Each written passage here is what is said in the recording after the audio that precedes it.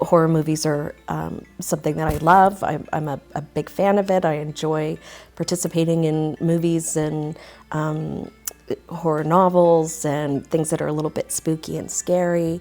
And so I wanted to take a look at moments in my life where I connected with a trope that is common in scary movies or scary literature. So those moments where my story might illuminate a universal issue rather than the other way around. And on this warm spring night, we have the moon roof open and the windows down, and we are all chair dancing and singing to George Michael's Freedom 90. The George Michael Freedom 90 video said something to me about how even in secret places, like your own bathroom, your own bed sheets, the places you're half naked and vulnerable, you are always first and foremost queer.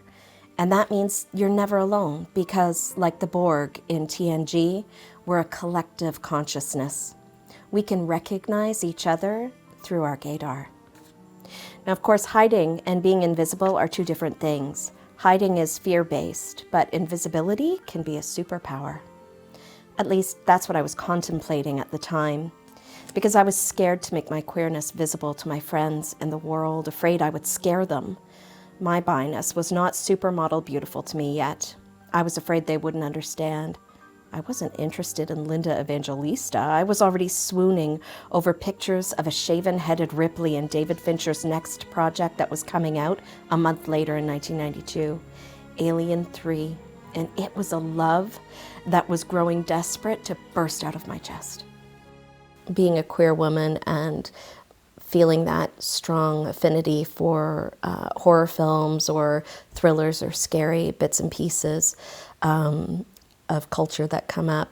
The reason why it felt so prevalent for me in this time period, the 80s and 90s, was, we were really taught to be very hypervigilant around anyone who seemed to be hiding part of their nature out in public, like the Ted Bundys of the world, who were so wonderful up front and then were hiding something. And in the case of gays and lesbians, people were hiding something, but it wasn't something frightening. It was something beautiful. It was love that we were hiding, and yet people turned it to become something more villainous. And that's why they used queer characters quite often. If you look at the queer coding, it's quite often the characters who are the villains are queer coded in life. And so that's a strong connection that happens often. The Agenda with Steve Paikin is made possible through generous philanthropic contributions from viewers like you. Thank you for supporting TVO's journalism.